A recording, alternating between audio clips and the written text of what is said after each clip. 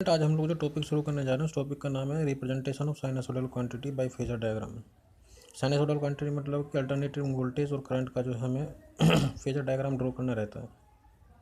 और basically phasor diagram होता क्या है तो मैं आपको बताना चाहूँगा कि जो फेजर डायग्राम हम क्या करते हैं कि जो करंट की जो पोजीशन है विद रिस्पेक्ट टू वोल्टेज देखते हैं, नहीं कि करंट की स्थिति वोल्टेज के रेस्पेक्ट में क्या है, ये हम फेजर डायग्राम में देखते हैं और उसके अकॉर्डिंग जो हम फेजर डायग्राम ड्रॉ करते हैं। ठीक है, तो यहाँ पे मैंने कुछ लिखा हुआ कि प्रत्यावर्ती धारा परिपथ में यद्यपि प्रत्यावर्ती वोल्टेज तथा प्रत्यावर्ती धारा की आवृत्ति समान होती है, कि कोई भी हमारे पास अल्टरनेटिंग जो हमारे पास एसी सर्किट है और एसी सर्किट में हमारे पास जो अल्टरनेटिंग करंट है या वोल्टेज की जो फ्रीक्वेंसी होती है वो तो सेम होती है, लेकिन यह आवश्यक नहीं है कि प्रत्यावर्ती धारा प्रत्यावर्ती वोल्टेज, ठीक है, एक ही कला में हो। एक ही कला का मतलब है कि एक ही फेज में हो। ठीक है, ये कोई ज़रूरी नहीं है, हो सकते हैं लेकिन ये कोई ज़रूरी नहीं है। प्राय परिपथ में जब वोल्टेज अधिकतम होता है तब धारा अधिकतम नहीं होती दोनों के बीच कालांतर यानी कि फेज डिफरेंस परिपथ की प्रकृति पर निर्भर करता है। कहने का मतलब यह है कि जब वोल्टेज अधिक हो रहा है तो पता लगा धारा अधिक नहीं है। ठीक है, जब धारा अधिक है पता लगा वोल्टेज अधिक नहीं है। तो ये सब जो डिपेंड करेगा, ये डिपेंड करेगा जो सर्किट होगा सर्किट के नेचर पर, कि सर्किट हमारा कैसा है, कैपेसिटिव है, रेजिस्टिव है या इंडक्टिव है, किस तरीके का सर्किट का नेचर है हमारा। ठीक है, तो स्टूडेंट मैं आपको बताना चाहूँगा कि अगर हम बात करें, मान लीजिए कि जब वोल्टेज बढ़ा उसी समय हमारा करंट बढ़ गया, और जब जब आपने वोल्टेज घटाई करंट घट गया, जब वोल्टेज जीरो हुई तो करंट भी जीरो हो गई। तो दैट मीन्स कि वोल्टेज, ये हमारा कोई वोल्टेज का जो है ग्राफ है, ये वी, ये हमारा वोल्टेज है कोई रेफरेंस। जब वोल्टेज बढ़ी वोल्टेज बढ़ी करंट बढ़ी, वोल्टेज घटी करंट घटी, जब वोल्टेज जीरो करंट भी जीरो होगा। दैट मीन्स कि वोल्टेज और करंट सेम फेज में है। सेम फेज का मतलब कि वोल्टेज और करंट के बीच में जो फेज है, फेज कालांतर के फेज डिफरेंस है वो है जीरो, क्योंकि इनके बीच में कोई फेज डिफरेंस आपको दिखाई दे रहा, नहीं दिखाई दे रहा ना। तो वोल्टेज करंट सेम फेज में तो फेज डिफरेंस होगा जीरो। ठीक है, तो ये हमारे पास होता है, इसे हम कहते हैं सेम फेज में, सेम फेज।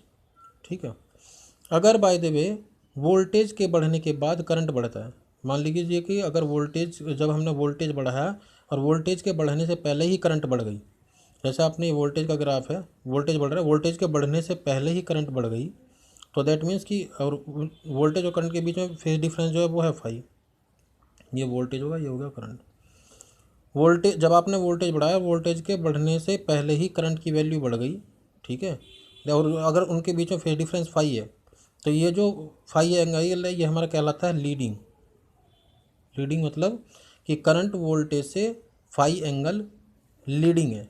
ठीक है, लीडिंग मतलब कि अग्रगामी, कि करंट वोल्टेज से इतने एंगल अग्रगामी है। ठीक, तो ये जो लीडिंग का जो केस होता है ये होता है हमारे पास किस में, कैपेसिटिव सर्किट में। ठीक है, कैपेसिटी की जगह सर्किट का नेचर कैसा होगा, कैपेसिटिव टाइप का। ठीक, अगर वोल्टेज के बढ़ने के बाद अगर करंट बढ़ती है, दैट मीन्स कि आपने वोल्टेज बढ़ाया और वोल्टेज पहले बढ़कर लेकिन करंट बाद में बढ़ी, दैट मीन्स वोल्टेज और करंट के बीच में जो फेज डिफरेंस है वो क्या है, पाई है। ठीक है, तो ये इस तरीके, ये होगा वोल्टेज, ये होगा करंट, यानी कि करंट वोल्टेज से फाई एंगल लैगिंग है। लैगिंग का मतलब कि वोल्टेज के बढ़ने के बाद करंट बढ़ी और कितने एंगल पे बढ़ी, वो बढ़ी 5 पर, दैट मीन्स कि इतने लैगिंग ये जो नेचर होता है ये होता है इंडक्टिव सर्किट का नेचर। इंडक्टिव सर्किट का नेचर, ये इंडक्टिव सर्किट हो गया हमारे पास। ठीक है, ये जो पावर फैक्टर है 5 = 0 फेज एंगल, पावर फैक्टर मैंने आपको बता दी, पावर फैक्टर जो होता है वो होता है हमारे पास cos phi. Cos phi is the cosine of angle between the voltage and current. Cos phi जो है कोसाइन ऑफ एंगल है between the voltage and current, तो इसको हम पावर फैक्टर कहते हैं। फाई यहाँ जीरो है, जीरो रखोगे तो कोस जीरो की वैल्यू होगी 1, यानी कि सेम फेज में अगर फेज डिफरेंस जीरो है तो वहाँ पावर फैक्टर होता है यूनिटी। ठीक है, अगर हमारे पास फाई है और लीडिंग है, करंट का नेचर लीडिंग है, तो यहाँ कहलाया जाता है लीडिंग पावर फैक्टर। क्या कहलाया जाता है, लीडिंग पावर फैक्टर। यहाँ पे अगर करंट वोल्टेज से लैगिंग है तो यहाँ कहलाया जाता है लैगिंग पावर फैक्टर। अब ये हमें देखना पड़ेगा कि कौन कौन से कितने कितने के फेज डिफरेंस, वो हमें सर्किट का एनालिसिस करने से पता लग जाता है। ये फाई एंगल यानी कि करंट यहाँ लीड कर रही है तो लीडिंग पावर फैक्टर होगा, अगर यहाँ पर करंट लैग करे तो लैगिंग पावर फैक्टर होगा। यहाँ पे ये लीडिंग जो केस होता है कैपेसिटी सर्किट में होता है, लैगिंग जो होता है इंडक्टिव सर्किट में होता है। बाकी मैंने इसमें यहाँ पे लिखा हुआ है, एक चीज़ और देख लीजिए, यहाँ पे लीडिंग क्यों लिखा, देखिए ये मेरे पास ऊपर की तरफ बढ़ता हुआ होता है, नीचे की तरफ को घटता हुआ होता है। करंट जब ऊपर की तरफ हो जाए दैट मीन्स भी बढ़ रही है, वोल्टेज से करंट बढ़ रही है। ठीक है, तो ये लीडिंग हो गया। और जब करंट घट रही है यानी कि वोल्टेज से करंट नीचे की तरफ घट रही है तो ये हो गया हमारे पास लैगिंग। ठीक, एक एंगल का और देख लीजिए, एंगल 0 होता है, 90 होता है, 180 होता है, 270 होता है, 360 होता है ये। ठीक, एंगल इधर की तरफ को बढ़ता है और इधर की तरफ को घटता है, ठीक है। माइनस में आता है, इधर की तरफ को पॉजिटिव रहता है, इधर की तरफ को नेगेटिव रहता है, क्योंकि यहाँ 0, फिर यहाँ हो जाता है माइनस का 90, माइनस का 180, माइनस का 270, इधर की तरफ को माइनस हो जाता है, इधर की तरफ को प्लस हो जाता है। जब करंट वोल्टेज से घट रही, यानी कि इतने एंगल जब लैग करेगी, तो लैग का मतलब कि नेगेटिव एंगल में जा रहा है, ठीक है, तो वो लैगिंग हो जाता है, ठीक है। तो ये इसमें इतना था, बाकी और आप देख लीजिए, मैंने बना रखा है यहाँ पे सेम फेज की, मैंने आपको बता दी कि जब वो सेम फेज का मैंने आपको बताया था कि यदि किसी सर्किट में धारा के बढ़ने से, यानी कि वोल्टेज के बढ़ने से धारा बढ़ रही है, वोल्टेज के घटने से धारा घट रही है, वोल्टेज के शून्य होने का धारा भी शून्य हो रही है, तो सेम फेज में होता है। जैसे कि मान लो प्रतिवर्ती वोल्टेज और करंट की equation V equal to V M sine omega T equal to M sine omega T, V is equal to V M sine omega T तथा I is equal to M sine omega T. इसका graphical representation phasor diagram देखें तो voltage current को हमने same reference पर plot किया है, ठीक है, तो सेम एक्सिस पर प्लॉट कर रखा है। तो अब यहाँ वोल्टेज करंट की, तो ये वोल्टेज की equation V equal to M sine omega T, I की होगी I M sine omega T. Voltage current same phase में, जब वोल्टेज बढ़ रही है तो करंट भी बढ़ रही है, मतलब जब वोल्टेज जीरो है करंट भी जीरो है, जब वोल्टेज बढ़ रही है तो करंट भी बढ़ रही है, जब वोल्टेज जीरो है तो करंट भी जीरो है, और अपोजिट डायरेक्शन में बढ़ रही है तो करंट भी बढ़ रही है। फिर यहाँ 260 पा 360 पा करके जीरो होगी, फिर करंट भी जीरो। तो यहाँ पे यानी कि सेम फेज में, और यहाँ पे मैंने इसका आपको प्लॉट बनाया भी था वोल्टेज करंट का, तो यहाँ सेम फेज का ये फेजर डायग्राम होगा इसका।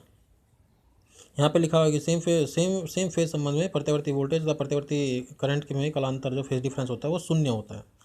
अगर लीडिंग फेज डिफरेंस की बात है, यदि एसी सर्किट में धारा आई वोल्टेज वी से फाई कालांतर, यानी कि फेज डिफरेंस अग्रगामी लीडिंग है, तब वोल्टेज तथा धारा आई के समीकरण निम्न प्रकार होंगे।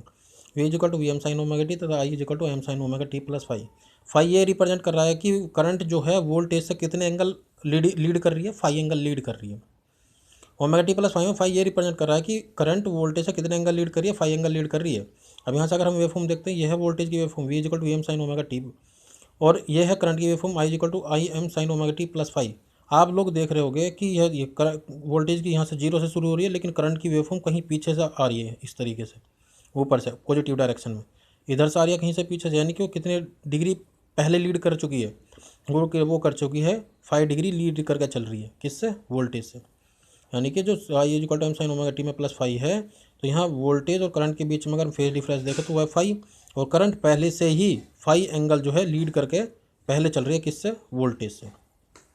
इसका फेजर डायग्राम मैंने आपको अभी ड्रॉ किया भी था कि ये वोल्टेज है, करंट है, करंट यहाँ पे लीड कर रही है कितने एंगल से, फाइव से, तो ये लीडिंग हो गया। इस स्थिति में लीडिंग करंट पर लीडिंग पावर फैक्टर होता है, वो मैंने आपको बताया था इस सर्किट में।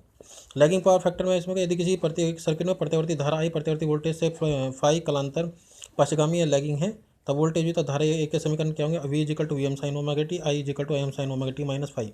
माइनस में मैंने आपको बताया था कि जब करंट वोल्टेज से किसी एंगल पर लैग करेगी तो वहाँ माइनस हो जाता है, दैट मीन्स कि माइनस फाइव है, इतने एंगल ये क्या कर रही है, लैग कर रही है, पीछे चल रही है, किससे, वोल्टेज से। यानी कि वोल्टेज पहला चल चुका है, वोल्टेज की पहले बढ़ रहा है और करंट बाद में बढ़ रही है। तो ये वोल्टेज की वेवफॉर्म हमारे पास V is equal to M sine omega T, और ये करंट की I is equal to I M sine omega T minus five.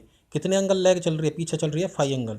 तो आप देख रहे होगे कि यहाँ पर यहाँ क्या आ रही है, नेगेटिव डायरेक्शन से आ रही है इस तरीके से, यानी कि करंट तो चल रही थी यहाँ से जीरो से, आप देख रहे होगे, सॉरी वोल्टेज चल रहा था यहाँ से जीरो से, तो आप देख रहे होगे कि वोल्टेज की वेवफॉर्म पहले चल रही है और करंट की क्या चल रही है, करंट की जो है फाइव एंगल के बाद जो है चलना शुरू हुआ, यानी कि वोल्टेज पहला बढ़ा, वोल्टेज के बढ़ने के बाद जो है करंट ने यहाँ से बढ़ना शुरू करा, तब आगे बढ़ी, ठीक, क्योंकि पीछे अपोजिट डायरेक्शन से आ रही है, यानी कि नेगेटिव आ रही है, तो नेगेटिव डायरेक्शन से बढ़ती हुई है, तो यानी कि वहाँ आप देख रहे हो कि वोल्टेज के बाद करंट ने बढ़ना शुरू करा, कितने एंगल, फाइव एंगल, तो ये माइनस का फाइव एंगल है, ठीक है, माइनस का फाइव अपोजिट डायरेक्शन में। तो यहाँ देख रहे हैं वोल्टेज और करंट के बीच में एंगल फाइव है, ये लैगिंग है, ये इसका फेजर डायग्राम है, ठीक है।